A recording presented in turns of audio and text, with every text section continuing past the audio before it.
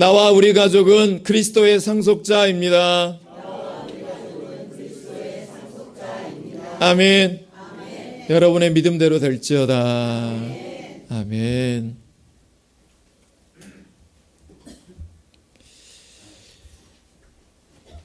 오늘 교회 처음 나온 분들이 계실 줄 모르고 이 말로 시작할 줄은 몰랐습니다. 교회 처음 오는 분들은 주로 뭘 먼저 보시는지 아십니까? 대체적으로 건물이나 교회 시설물을 먼저 본다고 합니다.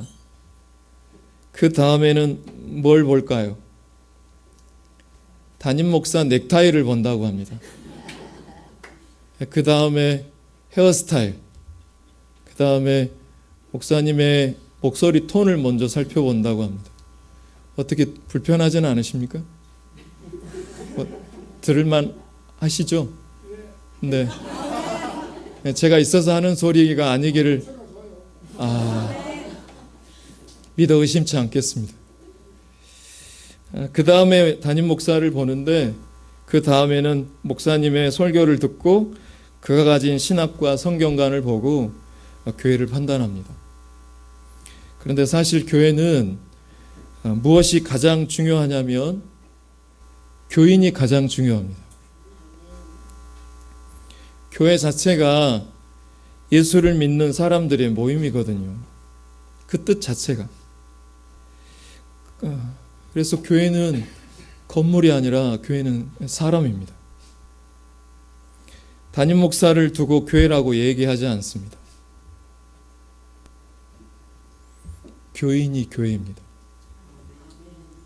교인이 있어야 목사가 없어도 건물이 없어도 교인이 있어야 교회가 됩니다. 건물이 좋고 목사가 그럭저럭 좋아요. 그런데 교인이 목사 외에 아무도 없으면 그 교회는 교회 역할을 제대로 이루기가 어렵습니다. 그렇다면 교인이 제일 중요하다는데 교인이 될 수 있는 자격 요건 기준이 혹시 뭘까요? 특별한 은사가 있으면 될까요? 일주일에 매일매일 한 번씩 나와서 교회를 봉사해야 된다라는 조건이 있을까요? 없어요. 아무런 은사가 없어도 심지어 봉사할 시간이 없는 분일지라도 교회 등록을 하고 정기적으로 출석을 하면 교인이에요. 그런데 교회가 놀라운 게 뭐냐면요, 봉사를 하든 봉사를 안 하든 믿음이 있건 믿음이 좀 부족하건 은사가 있건 없건 헌금 낼 돈이 있든 없든 11조를 내든 안 내든 그거 아무런 상관없이 교회에 꾸준히 출석하는 사람으로 인해서 교회가 성장합니다. 꾸준히 나오는 사람으로 인해서 교회가 살아나요. 당장 저부터 해서 이번 주에 김영훈 성도님하고 통화했는데 목사님 저 이번 주 나가요 했는데 그 약속을 지키고 저기 사갑 지점에 저 꼭지점을 감당해 주고 계셔서 너무나 감사해요. 교회는 꾸준히 나오는 사람으로 인해서 교회가 살아납니다. 이게 사실이에요. 우리가 때로는 몇 주 정도는 목사님 빠져도 되지 않나요? 몇 주 예배를 드리지 않아도 크게 문제가 안 된다고 생각하시는 분들을 가끔 봅니다. 그러나 그렇지가 않아요. 여러분, 예배 자리에 나와서 빈자리를 채워주는 것, 우리가 앉아서 돌아봤을 적에 그 자리에 그분이 항상 있어주는 것. 전 이번 주에 순지 집사님이 못 오신다고 하셨는데 저 자리에 계셔주셔서 너무나 감사했습니다. 이게 우리에게 주어지는 항상 그 자리에 있는 것이 우리에게 감사인 것입니다. 이게 얼마나 교회를 살리는 데 중요한 역할을 하는지 모릅니다. 아무것도 아닌 것 같은 이 일이 교회 분위기를 만들어내고 흐름을 만들어내고 그리고 우리가 뒤돌아볼 때 그 자리가 채워져 있는 게 너무나 격려가 됩니다. 아까도 말했지만 아침에 운행할 때마다 저는 백화자 집사님이 어떤 옷을 입고 많은 사람들을 기쁘게 할까? 그게 너무 기대되는 마음으로 아침에 운행할 때마다 갑니다. 왜 그러는 것일까요? 왜냐하면 이 자리에 계신 우리 한 사람 한 사람, 각자 한 사람은 예수 그리스도의 몸의 일부이기 때문에 그렇습니다. 그게 안 보이면 마음이 비어요. 그리고 마음이 아파요. 왜일까요? 몸의 일부로 느끼기 때문에 그렇습니다. 요즘 성장하는 미국의 버지니아 지구촌 교회 이수영 목사님께서 섬기는 교회 성장 동력을 설명하시길 이렇게 설명하시더라고요. 아무런 은사가 없는 것 같은 사람일지라도 무언가 내가 교회의 몸의 일부라는 생각을 인식하는 순간 그 교회는 살아난다고 합니다. 그래서 우리 한 번만 고백해 볼까요? 저는 당신 때문에 성장하고 있습니다. 시작. 여러분이 느끼든 안 느끼든 몸은 병든 팔다리라도 내게 붙어 있는 게 고마운 일이에요. 저희 장모님이 그러시더라고요. 병든 남편이라도 내 곁에 있어주는 게 너무 고마울 것 같다고. 나는 별 볼 일 없어요 하는 분들 절대 그러시면 안 됩니다. 우리 몸에 가장 약하게 보이는 몸의 지체가 도리어 요긴합니다. 고린도전서 12장 21절 22절에 보면 이런 말씀이 있어요.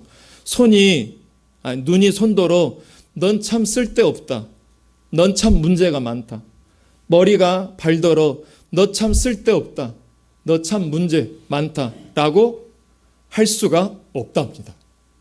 하나님이 그렇게 말씀하시죠. 이게 무슨 말이냐? 약하게 보이는 몸의 지체가 도리어 요긴합니다. 그래서 우리 교회 안에 믿음이 약한 자든 믿음이 강한 자든 다 예수 안에서 한 몸을 이루는 그리스도의 공동체인 줄로 믿습니다. 적군이 아니라 다 아군인 거예요. 다 여호와의 군대로 세움받은 자인 줄로 믿습니다. 이렇게 한 몸으로 지체된 성도들은 이제 어떻게 해야 되냐면 하나님을 보여주는 제사장들로 세워져야 한다고 오늘 본문이 전하고 있습니다. 위에서는 그런데 자격을 갖춰야 돼요. 오늘 본문에서 신체 조건부터 장래 및 결혼 자격까지 흠이 없는 엄격한 규정 통해 하나님의 거룩성을 드러내는 제사장들의 규례를 소개하고 있고요. 오늘 본문을 다 소개할 수 없어서 오늘 본문을 포함한 21장, 22장은 대제사장의 정결 규례가 나와 있고요. 장래, 결혼, 일반 백성들하고는 전혀 첨예하게 다른 아주 고난이도의 정결 규례가 나와 있습니다. 또한 일반 제사장들의 임용 조건 등이 명시되어 있습니다. 자세한 내용은 나중에 레위기를 강의할 때 그때 알려드릴게요. 대략 이거예요. 오늘 본문에서는 대제사장은 어떤 경우라도 장례에 참여할 수 없다. 직계 외에는. 외삼촌, 작은아버지, 자기 조카, 장례식에 절대 갈 수 없습니다. 뭐 그렇게 이렇게 제약이 많습니까? 라고 할 수 있겠죠. 그리고 대제사장은요, 반드시 이스라엘 처녀와만 결혼해야 한다고만 합니다.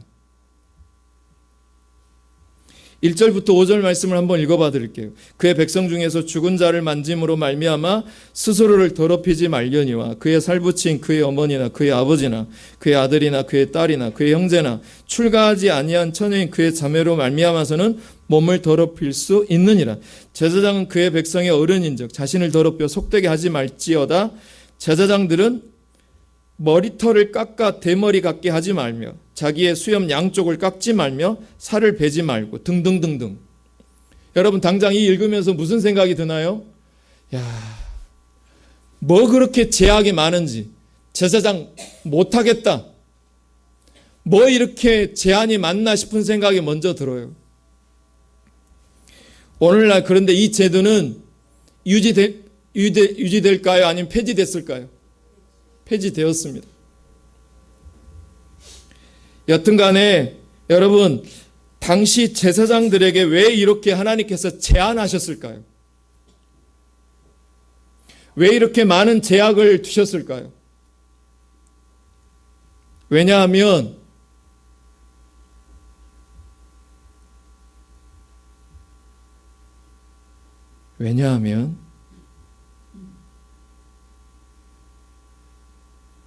내가 부인 되어지고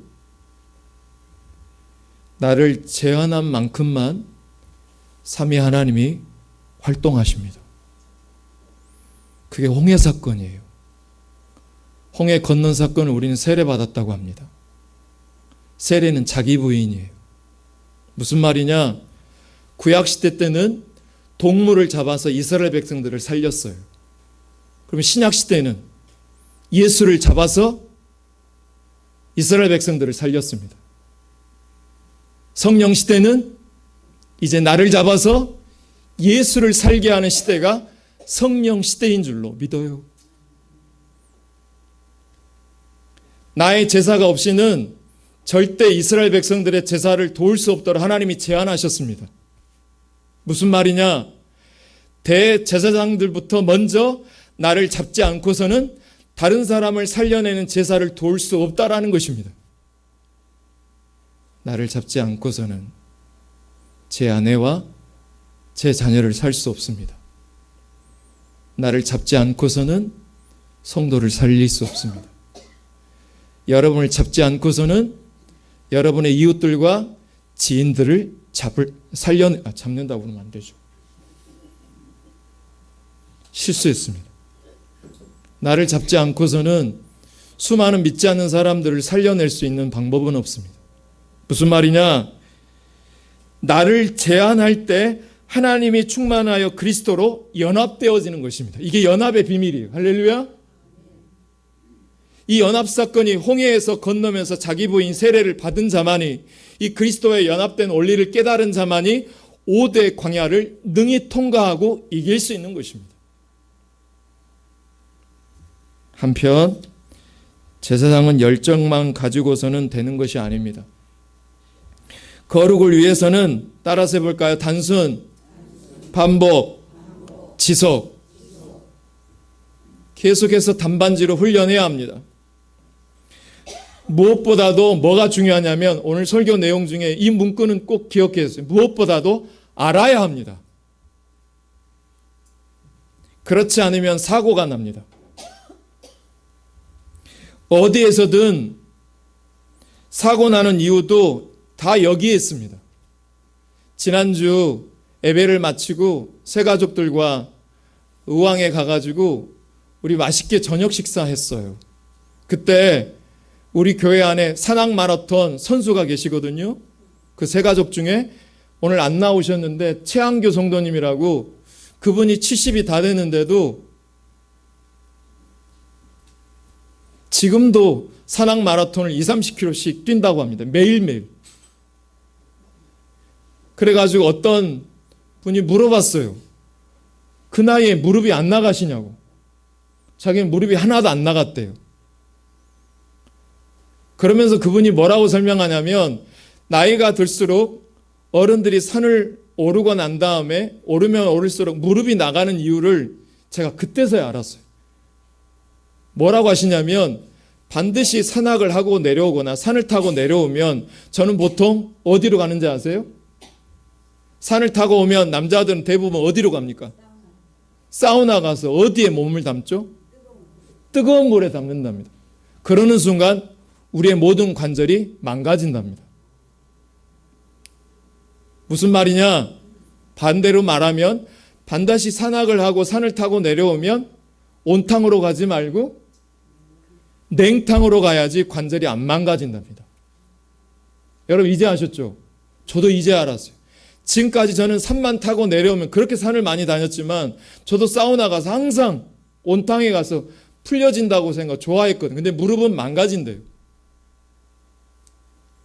그래서 우리가 여러분 제사장일수록 많이 알아야 합니다. 제사장은요 하나님의 대행자입니다. 때문에 제사장은 전적으로 자기를 주장하기보다는 자기를 부인해야 합니다. 아론의 아들 몇 명이 있었나요? 4명이 있었습니다. 나답과 아비후와 엘리에셀과 이다말 4명의 아들이 있었습니다.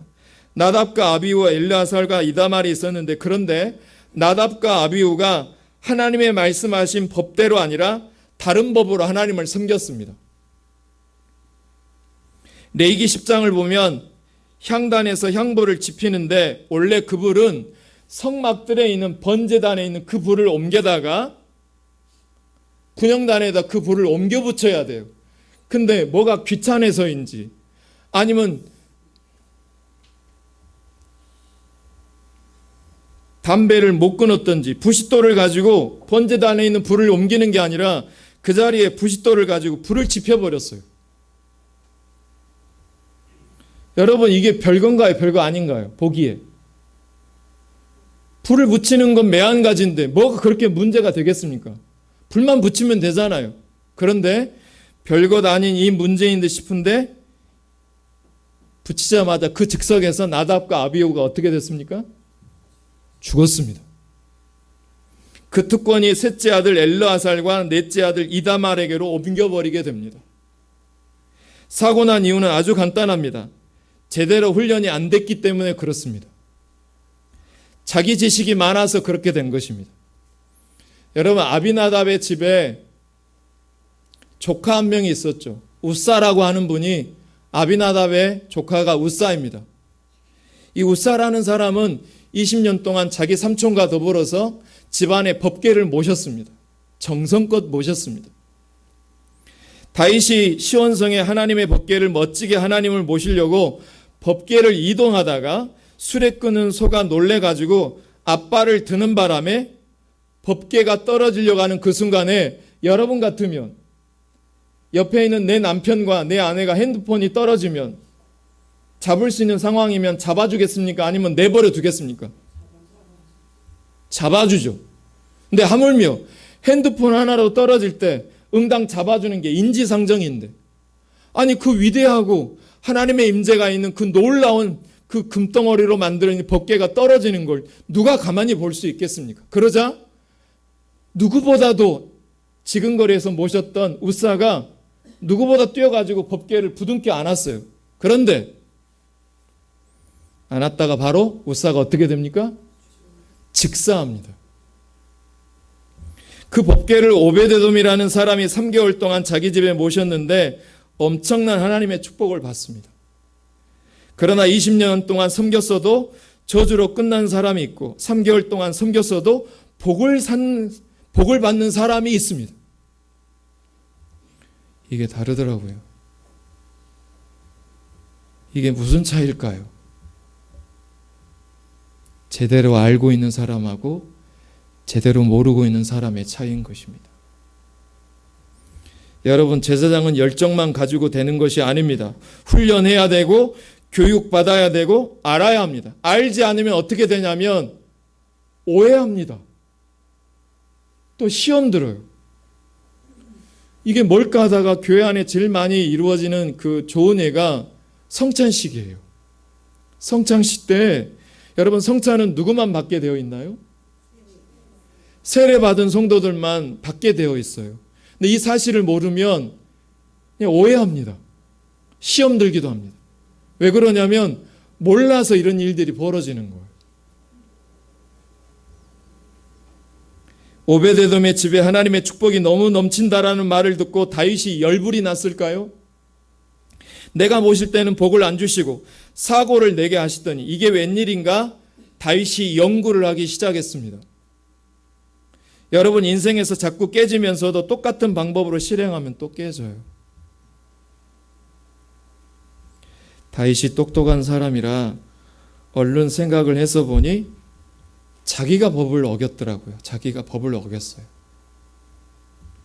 하나님의 뜻을 몰랐던 것입니다. 잘 아시는 분은 잘 아시겠지만 성막에 있는 기구들 중에 널빤지, 기둥, 천막들, 이런 것들은 뭘로 다 이동할 수 있나요? 뭘로 운행할 수 있어요? 수레에 넣어서 다 운행할 수 있어요. 옮길 수 있어요. 그런데 소위 성구라고 불리는 번제단, 떡상, 그 다음에 진설병상, 그 다음에 금촛대, 분향단, 그리고 지성소 안에 이 법궤 같은 이 성구들은 절대로 수레로 옮기면 된다, 안 된다. 수레로 절대 옮기면 안 됩니다. 그것은 어떻게 옮겨야 되나요? 그것은 반드시 제사장들이 어깨에 메어서 옮겨야 합니다. 그런데 다윗이 자기식으로 옮겼던 것입니다. 군인 출신이었기 때문에 다윗은 나름대로 하나님의 위대한 법궤가 다윗의 성까지 가기 위해서 자기 나름대로 어떤 방법을 취하냐면, 군인 출신이다 보니까 4스타, 3스타, 2스타, 별들, 100부장, 1000부장, 10,000부장을 다 열병식 하듯이 앞세워 가지고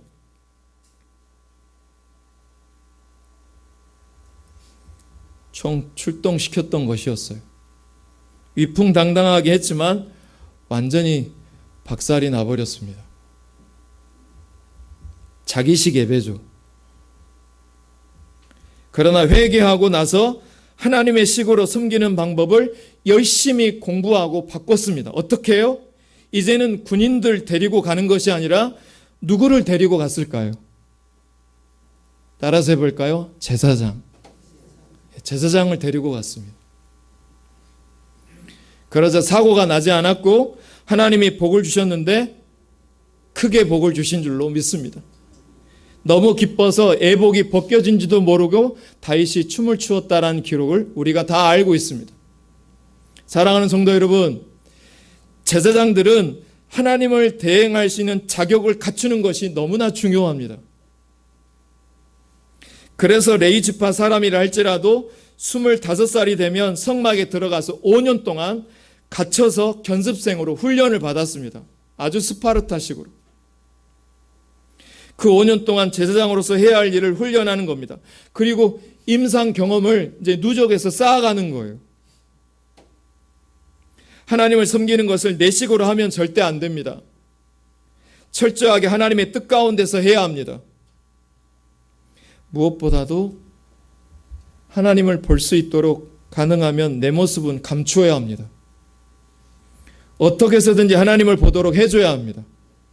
제가 95년도에 제가 목회자 사역을 시작했는데 첫 부임한 교회에서 교육전사할 때, 그때는 리베로예요. 교육전사가 성가대도 하고 주보 인쇄 작성도 다 하고 주보도 접고, 그 다음에 아동부도 하고 중고등부도 하고 청년부도 하고, 목사님이 비시면 또 땜빵으로도 하고 구역예배도 하고 교회 마당 청소도 하고 다 했어요. 그때 제가 찬양 인도도 했는데, 찬양 인도 끝나고 난 다음에 담임 목사님이 저를 부르셔서 아주 호되게 뭐라 가셨어요. 그 이유는 이거였어요. 한 곡이 끝날 때마다 제가 멘트를 한 거예요. 은혜스러운 멘트를. 그러면서 목사님이 뭐라 하시냐면, 왜 전도사님이 하나님이 보이도록 그거를 회방하냐 이 말이에요. 자기 소리, 자기 액션을 취해서 하나님께 가야 할 시선을 자꾸 뺏지 말라 이 말이에요. 자기 소리, 자기 액션을 취해서 하나님께 가야 할 시선을 내가 끌어버리면 그것은 제사장이 아니래요. 내가 우상이 돼버리면 하나님이 내 목을 쳐버립니다. 교회 섬기는 사람이 너무 소리와 액션을 크게 취하면 하나님을 보는 것이 아니라 그 사람을 보게 됩니다. 그러면 재앙이 옵니다. 제사장은 우리 따라서 해볼까요? 하나님을 보여주는 대행자. 하나님이 안 보여요, 지금은.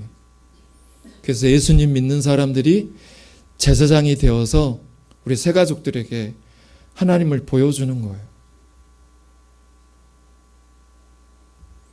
그래서 교회는 건물이 아니라 사람이라는 이유가 거기에 있습니다. 하나님은 이제 가나안 땅에 진입한 이스라엘 백성들에게 이제는 시내산에서 기적을 바라지 말아라. 하늘 쳐다보지 말아라. 더 이상 높은 하늘을 쳐다보지 말고 이제 사람을 봐라. 사람 가운데 내가 있을 것이다. 이렇게 지난번 말씀드렸죠. 광야에서처럼 신비 체험으로가 아니라 환상 가운데 무슨 은은한 광채, 스모그가 흘려지는 그 상황에서 그런 하나님이 아니라 현실의 삶 속에서, 어디 삶 속에서? 현실의 삶 속에서, 사업장에서, 교회에서 봉사하면서 사역하다가 바울과 바나바가, 바울과 마가가 서로 마음이 상하고 다투고 하는 그런 현장 속에 내가 임재해 있겠다고 하나님은 말씀하십니다. 하나님의 통치는 지금 이 자리에 우리 가운데 계십니다. 하나님, 우리 모두가 다 제사장으로 훈련받았습니다. 저만이 아니라 우리 모두가 다 제사장인 것을 기억하시길 축복해요. 왜? 나를 잡지 않고서는 자녀를 살려내기가 힘들어요. 그리고 그래서 우리가 모두가 다 제사장인 거예요. 하나님, 우리 모두가 다 제사장으로 훈련을 받고 우리가 하나님을 영화롭게 하는 제사장으로 세워지기를 원하십니다. 사람들이 제사장을 보고 하나님을 만날 수 있도록 하는 것이 하나님의 원래 계획이었습니다. 그런데 아담을 넘어뜨렸던 사탄은 금송아지를 통해서 이스라엘을 넘어뜨렸고 다시 로마 교회를 통해서 사람들을 미혹하고 넘어뜨렸습니다. 그리고 지금 우리 교회를 포함한 모든 전 세계 교회도 수시로 넘어뜨리려고 지금도 하고 있습니다. 그러나 우리 시대에 하나님께 감사하게도 예수님께서 뚫고 가는 유일한 방법을 뭘로 세우셨냐면 12제자를 세우는 제자훈련 사역을 3년 내내 감당하시고 홀로 죽으셨습니다. 자기를 잡아서 12명을 남기셨습니다.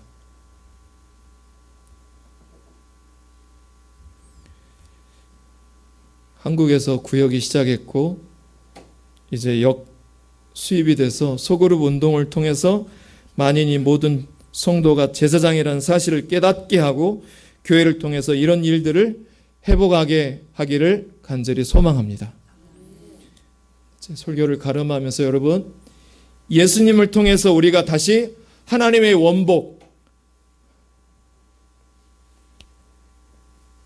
원복이 무엇이냐면 다윗이 범죄함으로 생육하고 번성하고 만물을 다스리는 장자권, 상속권이 다 단절되어 버렸어요. 근데 예수님이 오셔서 우리에게 독생자로 오셨다가 장남이 되어주셔서 맞이가 되어주심으로 그분을 장남, 나는 차남, 한 피바다 한 몸 이룬 아버지 유산을 이어받을 수 있는 상속자가 된 것이 원복이고 다시 제사장권으로 회복된 게 저와 여러분인 줄로 믿습니다. 그런데 다시 제사장 직분을 회복하지 못한 사람들은 예수님 오신 것을 부인하는 결과를 갖게 됩니다.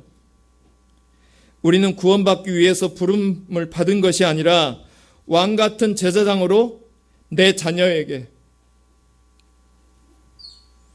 그리고 예수님을 모르는 자들에게 하나님을 보여주기 위해서 하나님의 나라를 위해서 제사장으로 부름받은 자인 것으로 기억되기를 축복합니다. 그리고 목자들을 통해서 8인의 목자들을 통해서 그리고 네 분의 장로님 그리고 저를 통해서 우리가 하나님을 만날 것입니다. 세워지는 리더들은 양육을 통해서 말씀 세미나 치유 공부 등을 통해서 하나님을 경험할 수 있도록 도와줄 것을 목표합니다. 공부해도 좋고 안 해도 좋고 그런 문제가 아니라 내가 제사장이 될 것이냐 안 될 것이냐를 결정하는 일입니다.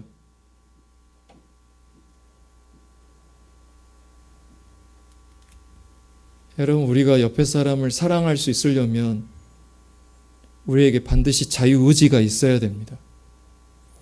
하나님이 만약에 우리를 로봇으로 만드셨다면, 자기 입맛에 맞는 로봇으로 만들었다면 우리는 선택할 수 없습니다.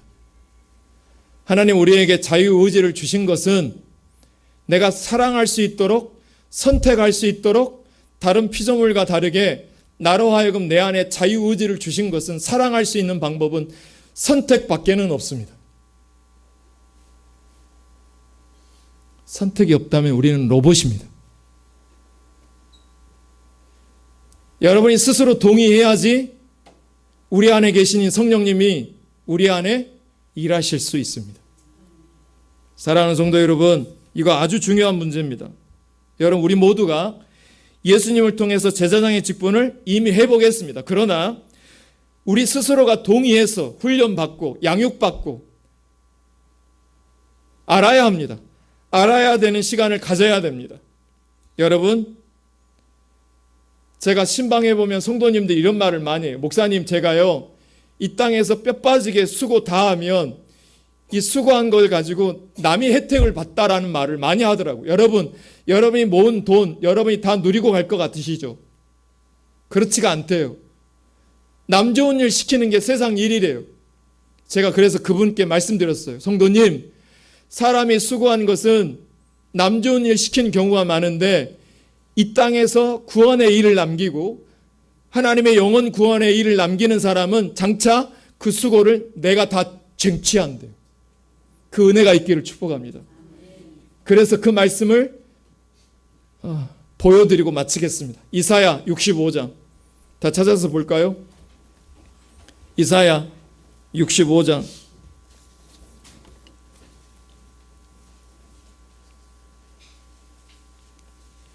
21절 23절 우리 성경책을 다 찾아보시겠습니다. 이 땅에서 내가 수고한 것은 다 내가 누릴 수 없지만 여러분이 이 땅에서 제사장으로 자기를 제한하고 부인하여 사람을 남기는 일에 수고한 자는 장차 어떤 복을 누리는지 21절부터 23절 받고 마치겠습니다. 시작.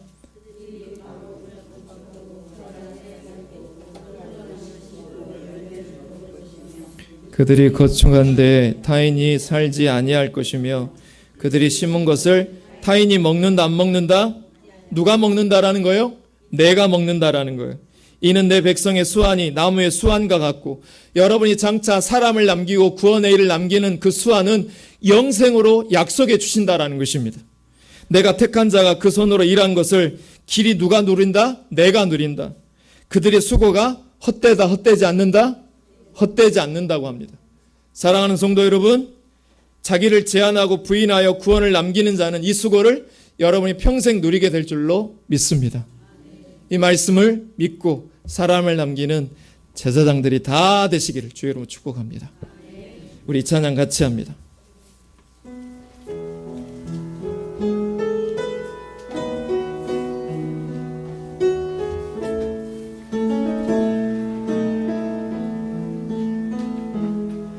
왕의 지성소에 들어가 보좌에 엎드려 경배 왕의 지성소에 들어가 주의 영광 배우리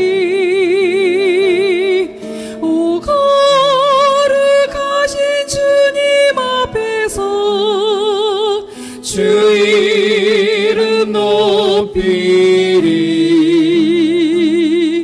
왕의 지성소에 들어가 영화롭게 변한 오 거룩하신 주님 앞에서 오 거룩하신 주님 앞에서 주 이름 높이리 왕의 지성소에 들어가 영화롭게 변하리. 기도하겠습니다. 딱 우리 20초 동안만 여러분 마음에 와닿은 말씀 한 자락만 붙잡고 내가 살아내게 해달라고 성령님께 잠깐 구하겠습니다. 여러분 입술로 신앙 고백하시면 하나님이 도우십니다. 같이 기도합니다.